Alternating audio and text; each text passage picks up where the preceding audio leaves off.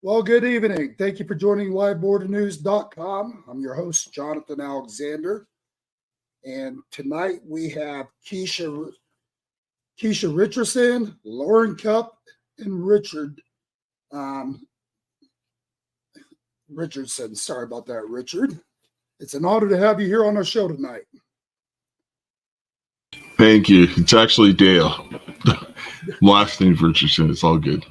Sorry about that, Dale. No worries. Okay. So we were discussing back in Las Vegas, Kaysha, about the human trafficking. We didn't have a lot of time to really go into depth on it. And I'd like for you tonight to really explain to our audience exactly what happened to you. Yes, thank you, Sir Jonathan, for having us back on the show. My name is Kaysha Richardson, and so I'm an American Indian. I was born in Canada. I'm sovereign on both sides of the border. I actually worked for a maximum security prison for the criminally insane for the provincial government in Saskatchewan, Canada. My father there, Dale, he's a mechanical engineer, and he pioneered some research in early 2020 exposing improper contagion mitigation, which he'll get into. And I used that research to file official OH&S complaints, which is the same as OSHA laws here in the United States. And we were persecuted and tortured as a result of putting out that research. As soon as my father put it out and made it known to the various agencies of what was going on, the first response was to steal my 16-month-old sister, Karis. We haven't seen her in 3 years. She's 4 now. Then we were kidnapped by the rogue members of the Royal Canadian Mounted Police in front of the Court of Queen's Bench, now King's Bench, in Battleford, Saskatchewan, in which the sheriffs assisted arresting us, kidnapping and arresting us in front of there, and took us away. I was actually taken to the same hospital my dad was at initially, and interrogated all day by 6 or 7 male officers about my father's corporation and the things that he was doing with the research and, the court hearing and why we were going to court that day. And I was like, well, I'm not an engineer. I can't explain engineering to you. And so I was like, can't really help you. And they threatened that if I didn't do what they asked me to do, take a COVID test and answer their questions and all these things, then if something happened to me on the way to whatever facility they took me to, they wouldn't be able to protect me. They said they put me in jail with criminals out of province, and so they eventually ended up taking me to my place of employment. They emptied an entire wing of the prison and held me there by myself. Locked me in a small room for 23 hours a day, didn't clothe me or feed me properly. I wasn't able to speak to anyone in my family, not even my spouse at the time. And nobody knew where I was. My grandmother had to continuously call the RCMP asking to file a missing persons report, and they refused. And she said, well, you drove off with her. Did you kidnap her? And they said, no, we don't know where she is. We tested her for COVID and let her go. She'll be back with you in a couple of days. And sure enough, my grandmother kept calling, and eventually they ended up letting me out. My father was in another facility being tortured and strapped to a table and drugged against his will while all this was going on. And once I left the facility, I ended up getting sexually assaulted by somebody who claimed to come to help us initially. But eventually I ended up having to flee to the United States for safety as an American Indian.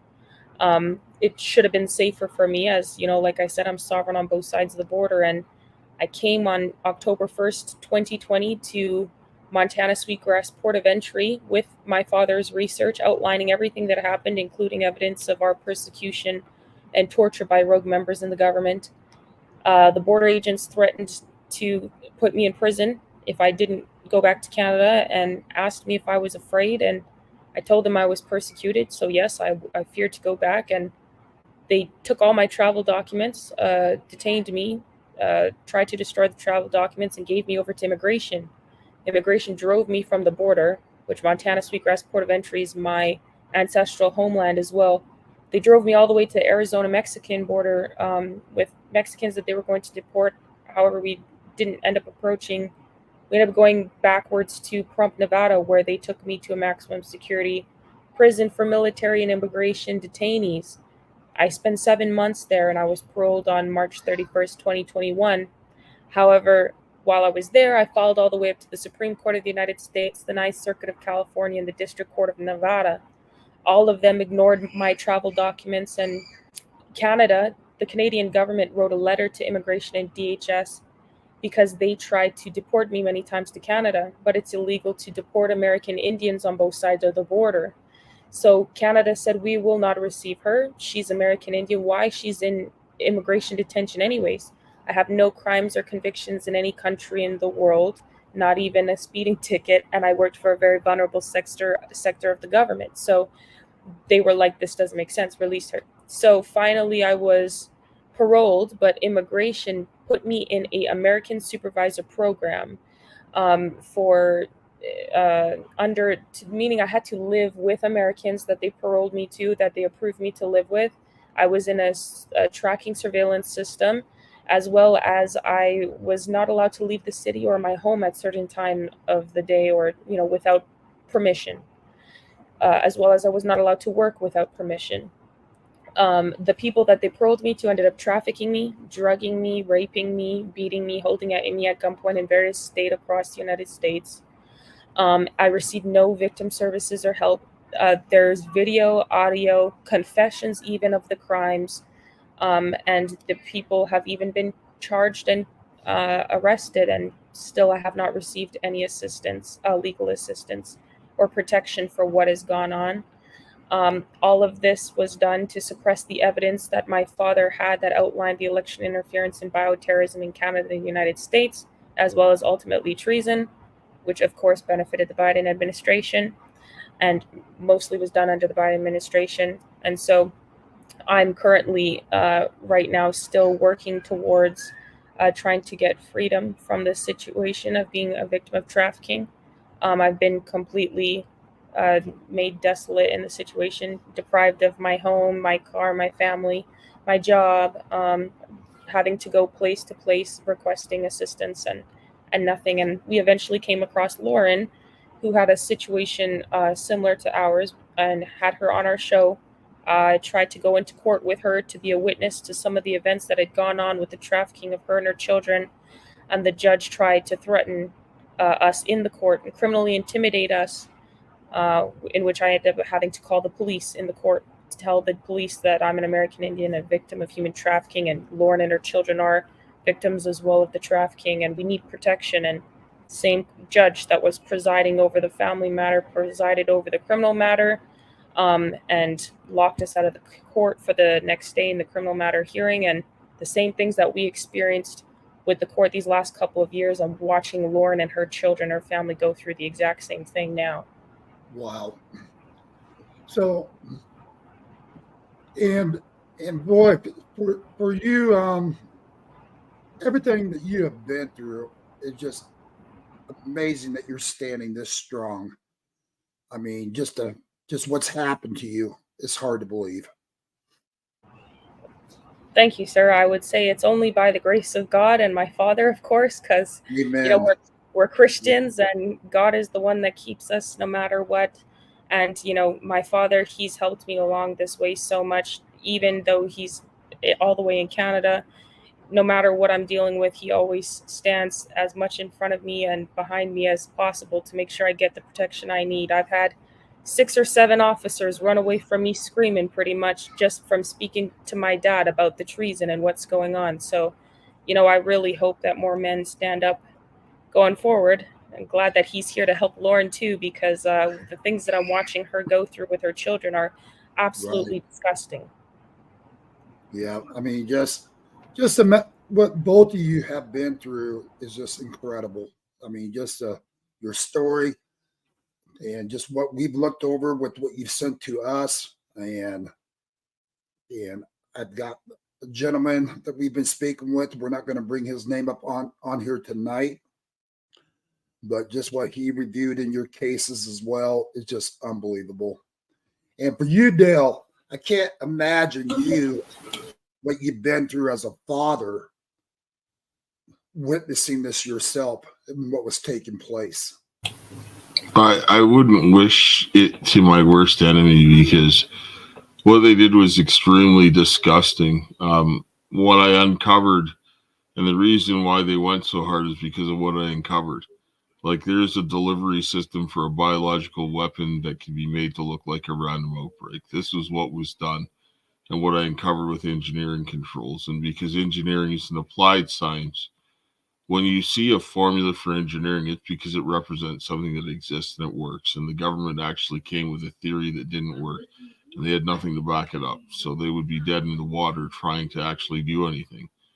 And it doesn't matter whether you change it or not. Like, you have to have the justifications. They didn't do anything. They actually just took half of it, slapped it out there, and said, use it.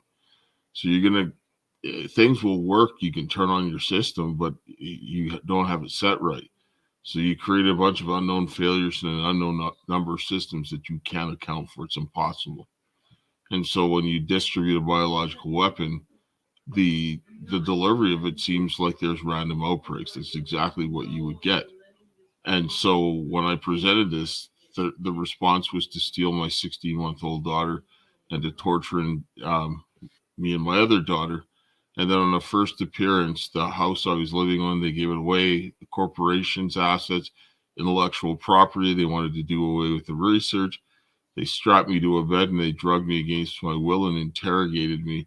And the people who I were reporting for the crime and the RCMP who should have been investigating it, they actually also were involved in the torture. The judge and the court directed them to keep me out. The medical record said I got brought in the day before, so there was an element of conspiracy to grab me the day before, which they failed to do. Right. When they showed up on my door, I filmed it and I served them the documents that they were evading service on. And so then they came in there, they arrested us. And then we had that guy who was supposed to be somebody who I met through church that was supposed to help. Instead, he was raping my daughter when I was strapped to a bed and drugged against my will. I didn't find this out until much later, and so he tried to pressure me after my daughter got out when I went to the border, because, I mean, the RCMP sent to the court evidence that they tortured me, saying that I shouldn't get relief from torture. And I'm like, are you kidding me? I'm leaving. So I left. Hey, Dale, Yes. when you're saying they, would you clarify to our audience who they are? Okay. So we have the Saskatchewan Health Authority, who's a provincial health authority. There's the Royal Canadian Mounted Police. There's the Court of King's Bench. There's some people in the community, like the lawyers that were involved for my ex, and for the ones that were involved in the cases that the corporation was suing people. So then you had some agents from the Innovation Credit Union who were involved because there was a non-disclosure agreement based on the information that they'd breach of contract, and the corporation was suing for the failure to investigate the torturing of individuals, because there was 2 torture complaints already existing that my ex and other people were implicated in previously, and the response was more torture. Also, the federal government had involvement in it because they had knowledge of it. And for the RCMP to do what they did, they would have to have protection from way up the chain to do what they did. And then the elements of the provincial government, literally through the documentation, there's hundreds of people listed by name. And so I say they because I don't want to spend an hour listing every person, but this ties to the prime minister, and it has ties to Joe Biden directly. Yeah, it sounds like the corruption goes to the highest extent here. Yes. Absolutely. And so when I came along with that, they were like, no way, because if they had investigated, they would be obligated to tell the Americans based on the treaties. Then they would have to shut down the COVID pandemic response in no later than July 23rd or July 3rd of 2020, because they'd have to explain why they have a distribution system for a biological weapon existing in Canada and the United States, and that's the justification that they're using to shut you down and to close your businesses, and then after that, forcing you to have those vaccines. So when I went across the border, the same guy that took my daughter across, he was trying to pressure me to go by myself. I said no. I ended up, same thing happening. I got arrested, presented my Canadian passport that was valid for 10 years. They actually said that I was there the day before, which I wasn't. But they treated me like I was undocumented. I was like threatened with federal prison to give up my passport for a travel document. They took me to the state of Colorado. I was tortured in Colorado, was deprived of due process. I had an immigration hearing. DHS didn't even show up. And the judge ruled in their favor, refused to take my evidence. He told me he didn't have the jurisdiction to deal with evidence of treason. I'm like, you're an American citizen. And he was like, too bad. And he didn't even hear what I had to say. Told me to get the evidence to the courtroom. I left it there. I told them there. The staff were trying to coerce me in the facility not to bring my evidence to court. And they were trying to block me from filing in court. I filed in the District Court of Colorado, the Court of Appeal for the 10th Circuit, all the way to the Supreme Court as well. And you're seeing the same type of playbook going on. And actually, I was there filing this information in the district court while the feds were sacking Tina Peters in Colorado for the election fraud, when the documents that I demonstrated is that COVID was the means by which they could do the election fraud on such a massive scale, because they used it to shut things down by unleashing a biological weapon. And then they used the second stage, which is the vaccines, and then they're going to go back and use it again. And then the judge in South Carolina concealed it when we filed in South Carolina, after the dude put the gun to my daughter's head. And then his father threatened me, called me in Canada and threatened me and threatened my daughter. And they wouldn't investigate, because that was the FBI supposed to do that, because he called me from the state of Georgia, and they were in South Carolina. And so I filed in there, and the judge actually said he had over 4,000 pages of evidence and audio and video evidence alleging election fraud. And this was on October 25th of 2022, right before the midterms. So what did she do? She had 5 days by law to hear the petition and deal with it. She waits 275 days. And then now, through all this time, my daughter is being chased from state to state by the people who are trafficking her. And then now people are now all getting together on Twitter and social media, coming after both me and my daughter. And when I was in Colorado, I was wiped out financially in Canada, and what little I had left, I was wiped out even more in the state of Colorado while I was being tortured, so that I couldn't help my daughter. And I had to sit there and watch her being trafficked while I'm trying to fight for my other daughter, who's being left around pedophiles, because her cousins are acting out, because one of the kids was trying to stick his penis in the mouth of the other one, and they were 4. And that tells me that somebody did something wrong to them. And so I got to worry about my daughter being raped and trying to get her, and I'd be given no contact, because I was strapped to a table when all this was going on, and trying to keep myself alive at the same time. So this is disgusting. But I was able to track everything that they did in the court.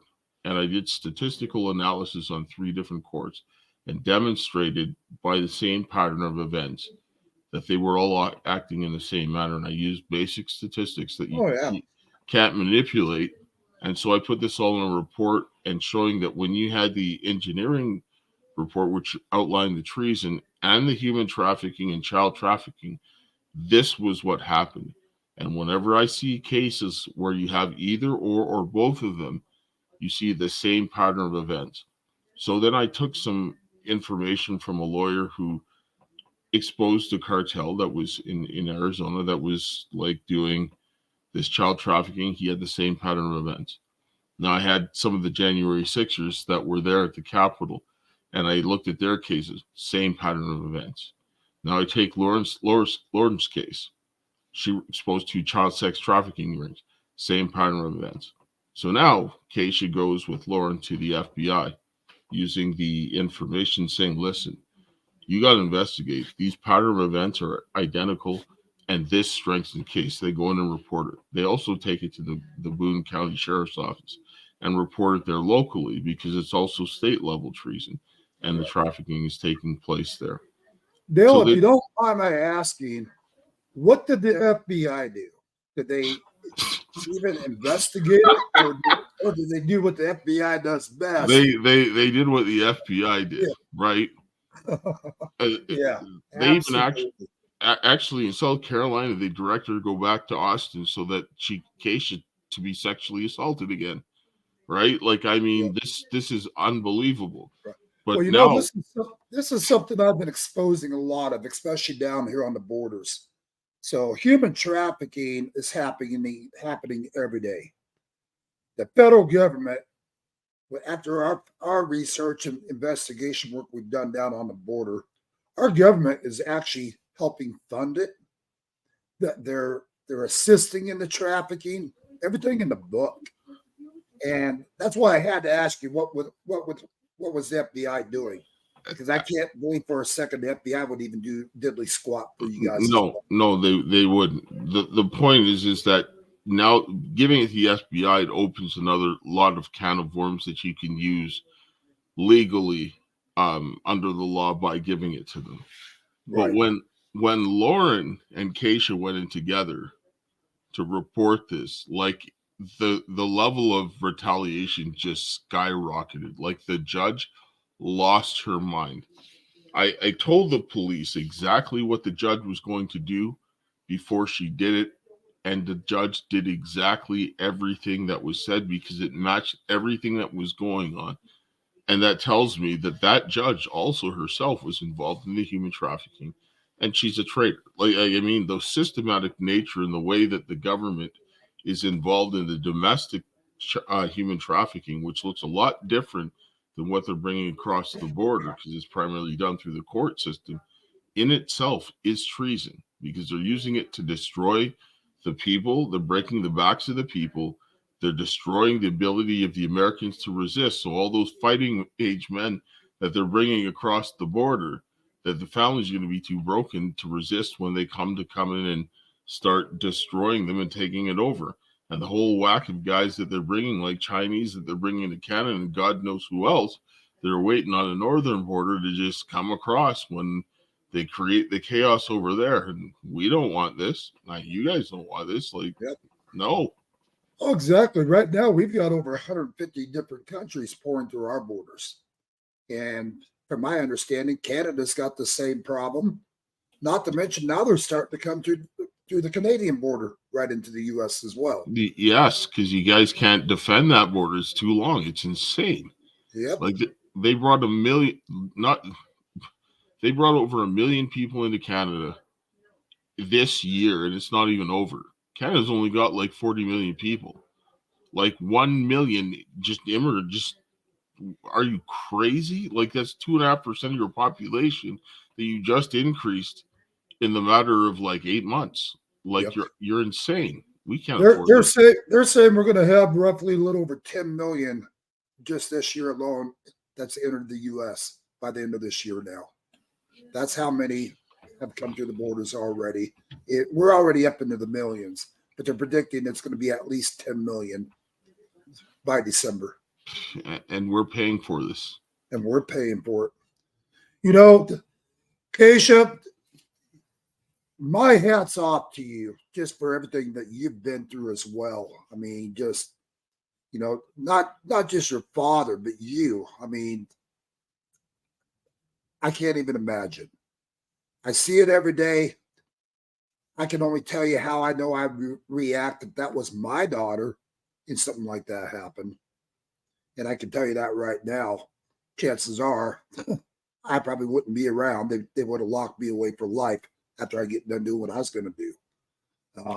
Because this has gotten to the point to where we have seen and witnessed so much human trafficking and how they do it, how the government does not defend you as a victim, but they're actually assisting with the problem. I mean, I do a lot of praying to Jesus, I ain't gonna lie. Like, I mean, but I understand also that me, myself, couldn't do as much, but in the hands of the people, it'll do a lot. right? And Amen. and Yes. that's really what God wants this to be done, because this is to help the people. Because anybody who's being affected by COVID, being affected by trafficking, the filth going on in schools, because COVID just increased everything. It's all tied together as treason. And you have Article 3, Section 3 of the Constitution that gives the right of treason investigations actually belongs to the people. When the FBI shuts them out, they're actually committing treason because it's written in the Constitution, and that says we the people. And no judge, no court, nobody can stop them. There's only one right response when it comes to that, and that's we will investigate. Because if they had, the founding fathers, they weren't dumb. They were very smart men. Why? That's why they defined it in the Constitution, so that the right of that and investigation of that belongs to the people, because they were dealing with the King of England, and they were watching what they were doing here in Canada and what they did in the colonies. So they didn't want that to happen. That's why that crime is listed in the Constitution. It belongs to the people for them to say, we want that investigation, not any branch of the government, not any law enforcement. They're supposed to do what the people ask. And this is why the people have to go ahead and push them until they do. Right? And there's a lot of lawful means to get those people out. And I want the people to understand that and to ram it down their throats until they get what they need. And that's the republic back. Yep. Well, our forefathers knew this day was going to arise, and that's why the Constitution was written, and written with a lot of blood, actually, that was poured for us, we the people. Lauren, would you mind sharing with the audience just a little bit of what's gone on with you? You muted. You're muted, Lauren. Sorry, I'm Lauren Cupp. I was born and raised in Indiana. My daughter was molested for 6 years. She has an active protective order. The man violated it on 10/15 of 2022. And then the wife of the child molester actually spit in my face. The police recommended no charges be filed due to the history of the protective order. And they also did not take the report for the violation for them filming my minor child and my nephew that's on the protective order as well. So then I get a phone call 16 days later saying, Lauren, you've got a misdemeanor warrant out for your arrest. And I'm like, for what? And they're like, battery. And I'm like, huh? So I find out and I've never been charged with anything. So they actually gave me, it was a friend of mine, he was a sheriff, gave me the copy of the police report because the court system and the police department would not give it to me. So I got a copy of the police report, which indeed stated no charges be filed. They recommended both parties curb issues, but no probable cause affidavit, So then I started doing some digging to find out why the police didn't do anything. And I found out there was no court minutes for this protective order. The child molester was only interviewed by Department of Child Services, not even the head detective on the case. And in fact, the two people that were trying to prosecute me, Detective Mark Wagner and then Sergeant Hartley, actually watched my daughter's forensic interview at the place that was not accredited to even do a forensic interview, were the same ones that denied to take the report for the violation of the protective order for the guy filming my daughter. Were trying to prosecute me for a battery charge on the child molester's wife.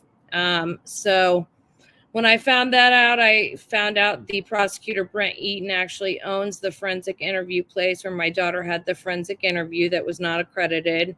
He also owns a drug rehab and a clearinghouse and has a little child sex trafficking ring going on. And then I uncovered one in Evansville, Indiana as well. So I started exposing that stuff online, and then I started being gang stalked pretty bad. I documented all of this stuff that the police were coming at me, and it was for a misdemeanor warrant. And then on May the 29th, 2023, I was at the park with my daughter and my son, who's 4. My daughter's 13 now. And this man came up in an unmarked car, not marked in clothes. And he was saying, hey.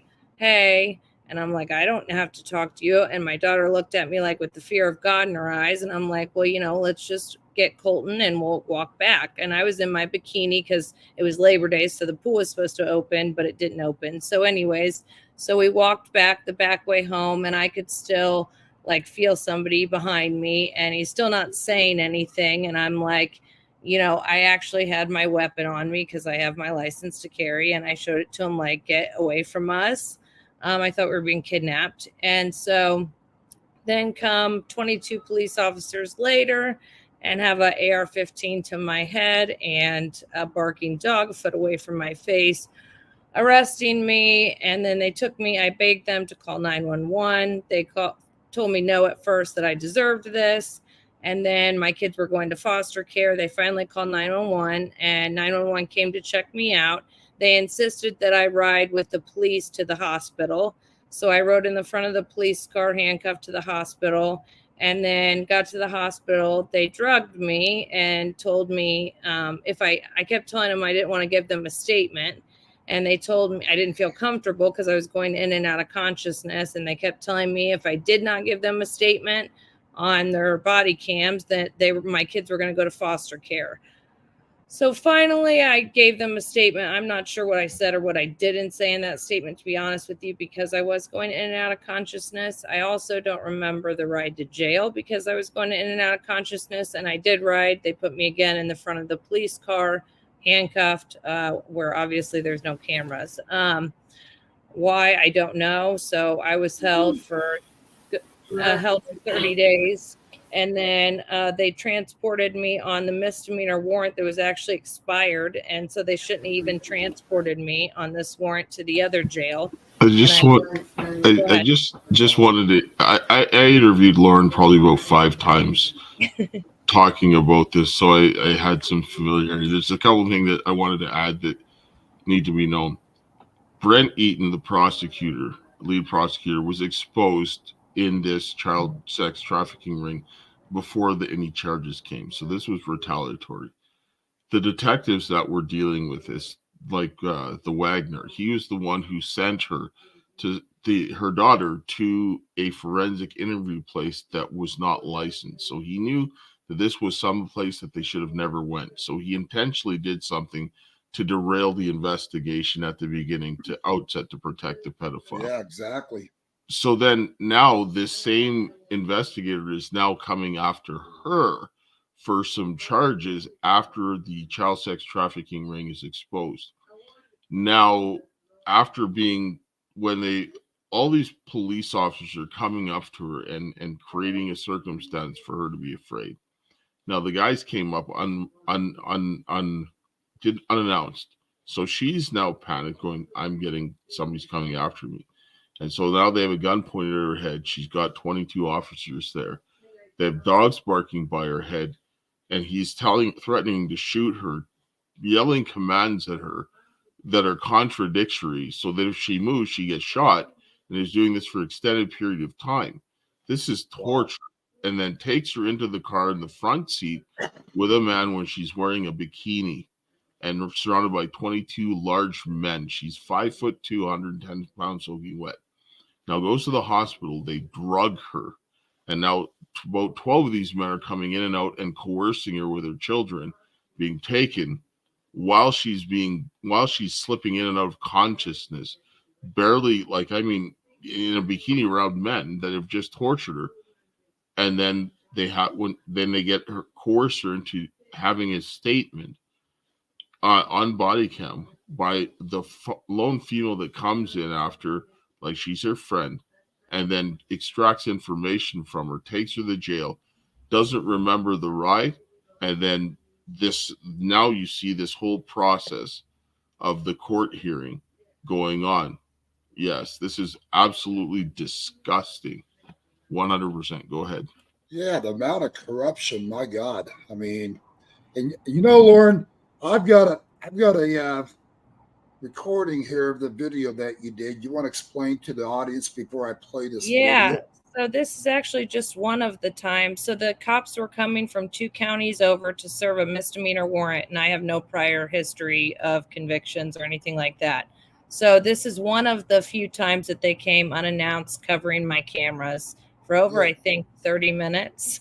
total. Let me see if I can play this for the audience. Okay.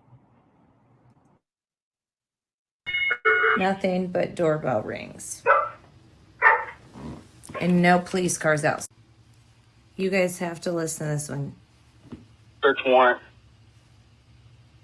Really? He lied. They didn't have a search warrant. Listen. This is the first announcement. It is 10:38. Sheriff's Office warrant. I know you're inside. Just come on out. If not, we'll apply for a search warrant.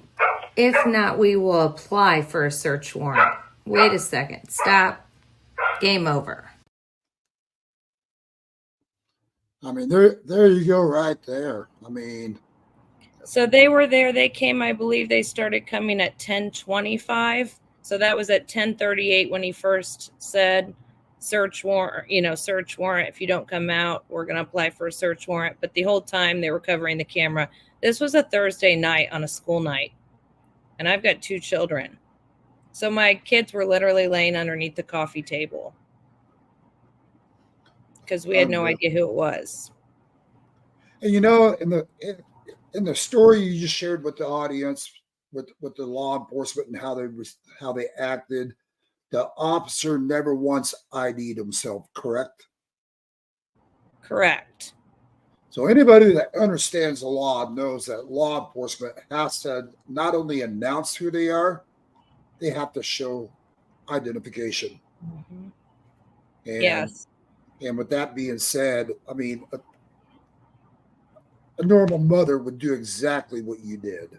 Yeah. Exactly. And they did this multiple times. I mean, this wasn't the first time that they covered my camera. It was probably the 7th or the 8th time that they had came unannounced and covered my camera, whether it was daylight or nighttime. I just wanted to add in there. So if the police are doing this to you and you're a woman and you've got 2 children and then you're at the park and you have some unknown man coming up to you and your children that doesn't announce himself as law enforcement, you're terrified. And the law enforcement are doing this to you. Yeah. You think that you're going to be like, can I get the law enforcement who's doing this to me to come and help me? And so forth. So the circumstances are being created so that she would have reacted. And if she had reacted, they would have shot her dead on that spot. That's what they were hoping for. Yeah. My daughter actually said that night after they left, Mom, and she's 13 at the time, Mom, do you really think if we called the police and it was a real emergency that they'd come help us? And I'm like, that's just a sad way to have a 13-year-old look at law enforcement to begin with, especially in the small county that we live in. There's usually no crime there. You got to consider the amount of stuff your daughter's witnessed and everything else. And I'm not surprised that your daughter would ask you that kind of a question. No, me neither. I just feel bad for her because of that. I never was taught to think that way, about them. And you hope that they'll call for help, but you hope that they'll actually do something, I guess, about it. Well, that's what we're taught always when I was growing up. We're taught, if you got an issue, dial 911 first and then call home. Right.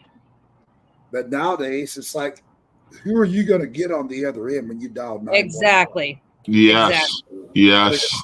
Are they going to show up to help you, or are they going to show up to shoot you, or are they going to show up, to take your kids? Your kids. Nowadays, none of us know. I mean, we've seen it where some guy was ordered to lay down on the floor. This is at a big popular place. I think it was actually in Las Vegas. He was ordered to lay down on the floor, put his hands out. Law enforcement said if he moved at all, they would shoot. He was down on his knees, trying to pull up his pants that were about down on him, that came down on him, and they just gunned him down. He had no gun, no nothing. And this was all over social media and everything else for quite some time. And again, we've got good law enforcement out there and we've got bad ones. The thing is, who do we know is good and bad anymore? Yeah, and they, when he told me, he's like, put your hands up, put your hands down, put your hands up. And I'm like, you just told me to put them down. And he's like, I know, I'm sorry, I'm effing sorry. And he's like, you move, I'll kill you, bitch, I'll kill you. I mean, I thought I was going to be dead, to be honest with you. Yeah. And honestly, with the amount of information you guys all have and everything else, I'm surprised any one of you guys are alive. I hate to say it that way. It's God. It's really it. No kidding. The amount of stuff that you have and the evidence that you have with all the corruption, from what I've read, from what I'm looking at, I personally think you guys have been targeted as well, every one of you. Oh yes, absolutely. Oh yes, it's very deliberate. And when I watched when Kaysha and Laura went in together and they presented the evidence, and the way that I watched it happen, I'm like, you guys need to leave.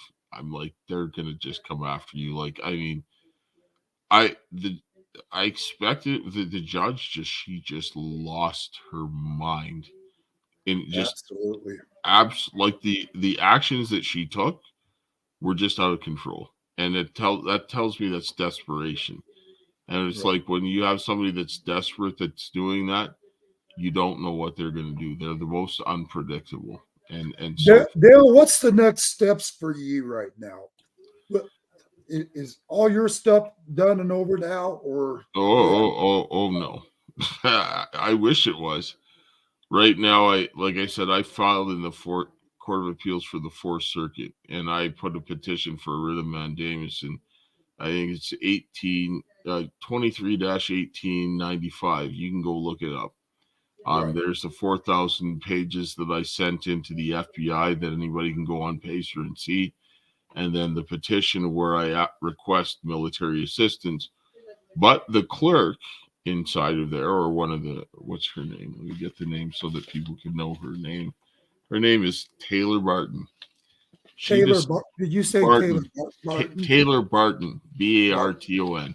Yes, sir. She decides that she was going to change the people that I had on the petition. You see, I named the Attorney General of the United States because under Title 175A, in Title 18, there's a provision for request for military assistance under certain emergencies when you're violating the biological weapons prohibition, right? Which should have been executed, but he's a traitor. So she decides to read through the petition, take other parties out, and then name them and tell me that I had to serve them. And so I called the court and I said, to hell with that. I'm not doing that. I said, you need to change that order because you read through that document and you went and changed something that I didn't put there. You don't have the authority to do that. That goes before a judge. But they don't want to put it before a judge because the clerks and the judges work together, because if the judge goes and sees that, they're screwed. And then I used Article 3, Section 3 of the Constitution as the way to get in. So now I have to go and file this in the Supreme Court under Rule 11 for writ of certiorari so the Supreme Court can overlook it. And I'm going to be filing some other documents as well because this is enough. And the Supreme Court, because it's a public court, it has to be seen there. And so we'll be working in Canada, United States, to use the court systems to flush out the dirty judges so that any law enforcement that wants to do their job, they can start getting those guys as they expose themselves, because we can't have that happen anymore. This is enough, right? Like, and then we're working with the people, like I said, that are doing the precinct strategies and the tactical civics as they go and get the citizen grand juries to get indictments for any sheriffs that want to go and grab these criminals. And then the precinct guys that are getting rid of the dirty politicians. I want to put the ones who uphold the Constitution. We're working with them and just getting the word out. And they're doing the Million Man March here in Canada on September 20th, where they're getting everybody to get up to stand up for the kids. And we need to start doing something like that in the States because our governments are working together to steal our children, and that needs to stop. You know, I sure hope we do a Million Man March right here in the United States. I think it's needed right now. Kaysha, I'm going to ask you, how are you doing and how are you handling all this that you've been through? Well, only by the grace of God and my father, like I said, am I able to handle it because ultimately I think my father and I are a very wonderful team. I think we're quite unbeatable, and I think that's because we put our trust in God first. And I see that my father is doing everything that he can, and I see that God is really bringing us through each and every new obstacle that comes in our way. I trust him implicitly. I almost don't breathe without going to him first, literally. I mean, you could ask Lauren, not because I'm stupid or because I'm Right. controlled, but because I understand when you're a team with somebody, if that's their strength, if you're the best sniper, then I'm not going to try to be the sniper. I'm going to be like, the watch guy or something, like I don't know what other things you do in war, but I do whatever I'm good at. He does what he's good at. I So in trust other him. words, you just go right where you're the strongest at. Just Yeah, go. exactly. And Absolutely. I really think that a lot of women would be able to handle this stuff a lot easier if they trusted the men in their lives, like their fathers and husbands and things like that. If they're respectable, honorable, God-fearing men, because then they wouldn't be as in danger. Right now, they try to separate everybody in this process. Is try to separate me from my father, try to force me not to have a relationship with him, and force me not to listen to his advice. And those were the very people who were raping me and beating me, trying to traffic me and holding me gunpoint, drugging everything. And so it was cemented in my mind even more. The more people tried to do this and attack me, that this was the solution to safety. And I've seen predators talk about it online before, saying that they go after people whose children are separated from fathers and that have no God in their life, and then have little children who are friends who are the same like them, because then they'll groom their friends into the same behavior. So, I always push to women all the time, if you have a good man in your life, to trust him. And it might not always make sense. My dad tells me things all day, every day that don't make sense. But I'm like, you know what? If it makes sense to you and it's working, man, just tell me and I'll do it. You're making my That's brain right. bleed. Don't explain it. I'll just do it. Hey, Because, that's I what us have do. The word. yeah, That's stop what us saying the word, do. just tell me and I'll do it. And Yeah. this is what they want to go away from. And this is a lot of women are standing up right now. And it doesn't mean I don't have hard days. I'm a human, I have feelings, but I'm able to reason through a lot of this better, because fathers, they bring you like 40,000 feet in the air, help you look at the equation, analyze it from a different perspective, and then solve it, right? And so I have that constant help. And then I don't have to worry about having to go through the emotional turmoil, the spiral of not knowing what to do. And women standing up alone is why we're still being trafficked, because we don't have men doing the solutions like my dad. Go ahead, Dad. Sorry. But the men also have to listen to what the women are telling them, because That's I know right. I'm not a woman, and if my daughter's telling me something about a woman or Laura's telling me something about a lady, I hear what they have to say, because I see women interacting, I don't even know what the hell they're doing. I know they're doing something important, but I can't describe it because I don't know how that works. Right? Kaysha, I'm going to ask you a very tough question for me to ask, and you don't even have to answer it. But would you share with us how many times you had been raped? Well, the one person that was doing it, the dual citizen, Robert A. Cannon, he did a couple times in Canada, but when I crossed the border, when I got out of the detention, it was, I think, once in South Carolina, and then in Austin, Texas, when I was sent there. He just started trying to force himself, exposing to me and things like that. So never physical touch, because I kept calling my dad at that point. I was just so overwhelmed. I was like, Dad. And then my dad talked to him and he confessed what was going on. And my dad was like, that's it. Call the police. You're done. The guy that I was forced to live with, he was doing things when I was drugged and blacking out. I can't even tell you how many times things were happening that way, but countless times he hit me. Multiple times he pulled the gun on me. There's too many instances of things that happened, and too many, of course, when I was under a certain uh, influence of whatever I was given. I don't even know what it was, but there was times I was vomiting blood, and I'm blacking out. I don't remember everything. The reason why I'm asking you this question because a lot of these children and women coming through the border down here, they have come through the border. I'll say it like it is. They just smelled like semen coming through the border. The children's story that they have given us that's come through the border. Most of these children have had up to 100 different DNAs in them. I mean, that's how many times they were raped by different men down there on the border. And I mean, I'm talking the cartel, even God knows what's happening on American soil as well. Once they're detained with the government. But this is happening every day. And that's They why need the death penalty. That's it. Absolutely. And that's what I keep telling everybody that. That's exactly why I keep saying that these people, these children and these women, they need men, because a lot of the things that people were trying to do to me, they didn't get away with because I called my dad right away when I was aware of what was going on. When I wasn't aware, it was too late for me. I was, I took consequences of what I didn't understand. But a lot of people were trying to sell me to prostitution and also sell me to military people for sexual exploitation and financial. And I called my dad and I told him, and my dad helped me mitigate the situation. But I didn't get out unscathed every time, but he made a huge difference. I'm alive for this reason. This is Dale, from what I hear right here, you're an awesome father, and I'm honored to know you. Thank you. I mean, that's really God. At the end of the day, right? It's God that kept me from losing my mind, because if it wasn't for God, this is how you make men kill themselves and go crazy. You take the one child that's little and then the other one, and then it was at the point that if I did too much for one, then the other one would die. And it was very sick and very disgusting. And the people that did this, they need to get what's coming to them. And we need to make sure that this kind of filth never happens to any child again.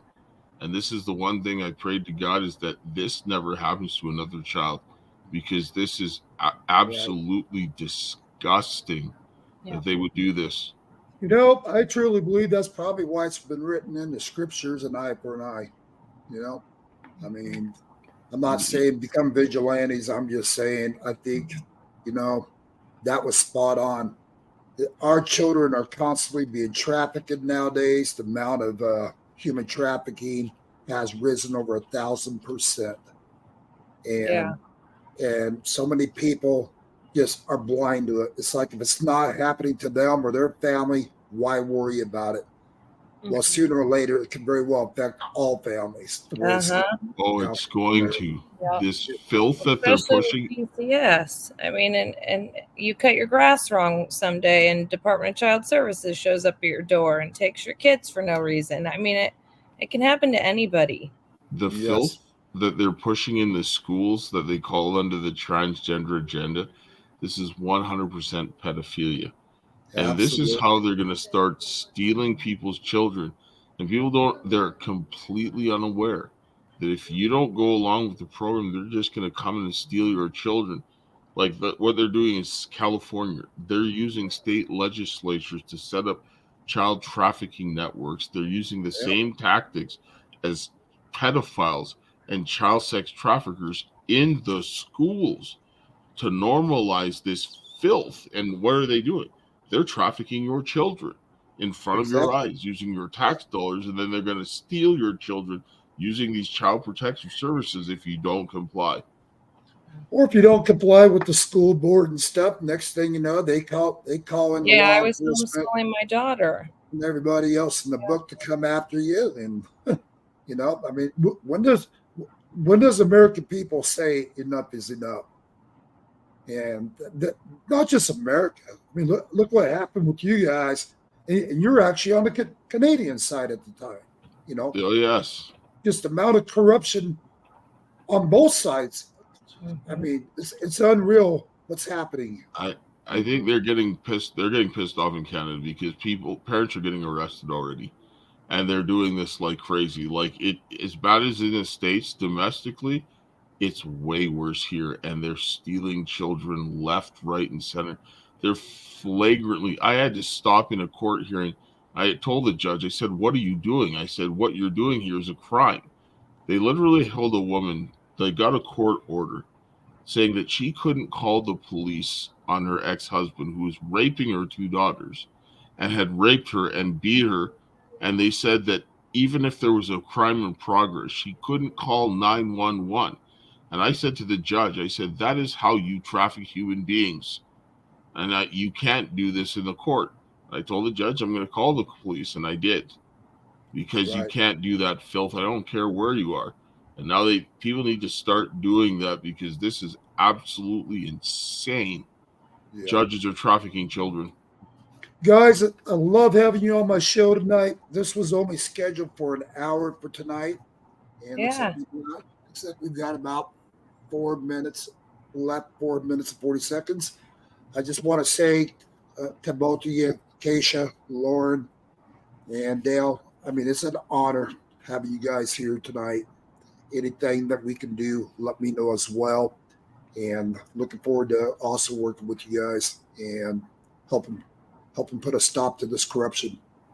Thank you so much for having us. Absolutely. And God bless you guys. You're going to be in my prayers, asking all of America to pray for you as well. And just to see justice served against this kind of a corrupt government.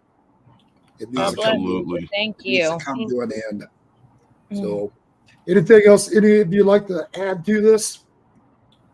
I'll just add quickly, do something, support it. I mean, we've got, we've been working with Switch to USA to get, the Patriot products instead of funding the people that are stealing your children and killing you. And, we have some stuff at the CARES Project. We've got a website. I'm at, you can find me at DJS Richardson on Twitter. And at the CARES Project, there's links there if you want to support. Many ways to support, get the information out. There's packages and so forth. We just want the information in the hands of people. And I want to teach people how they can defend themselves against a corrupt government so that they can't steal your children, man. That's really it. Absolutely. Yeah, the link for that is actually switch to USA.com/ save our children. So switch save the children. Switch to USA.com/ save the children. And yeah, we all use the products and they're great. It ultimately stopping to fund the people who are trafficking the children and the people in this country, our families, destroying us. So I would say, yeah, please share everything. And if you need help, if you've experienced something similar, please reach out to us on the CARES Project, and we'll try to give you a voice to speak on our show. And my dad will try to help you on the back end with filing some complaints. A lot of this is not isolated events. I think ultimately they're trying to traffic everybody, even the people in this country across the border, because they tried to, even the people who were trafficking me, the actual citizens, kept trying to force me across the border to Mexico. So there's something weird going on. We're all aware of this. And so please reach out to us at the CARES Project. That's KARIS. It's actually my sister's name. She's here, CARES. Awesome. She's here. But anyways, thank you so much, Jonathan, for having us on your show, sir. It's much appreciated. All right, guys. This is my first time using this format right here for our studio. So hopefully we got through this just fine. It looks like we did. Yes, I think so. We'll get better at this as we get more familiar with this setup. And other than that, guys, God bless you guys. Love you guys. And we'll do all we can to help support the cause as well. Thank you so much. Thank you. And Bye. We'll see you next time. All right. Bye. All right. This is Johnathon Alexander reporting live with livebordernews.com. And again, guys, you can reach out to these guys and help support what they're doing as well. And just, you guys see something out there that looks suspicious or something, just keep your eye on it, because right now human trafficking, it's happening all across America, and it's actually it's happening all across the world, not just America. So anyways, guys, appreciate you guys tuning in tonight. God bless all of you. Thank you. Bye. Bye.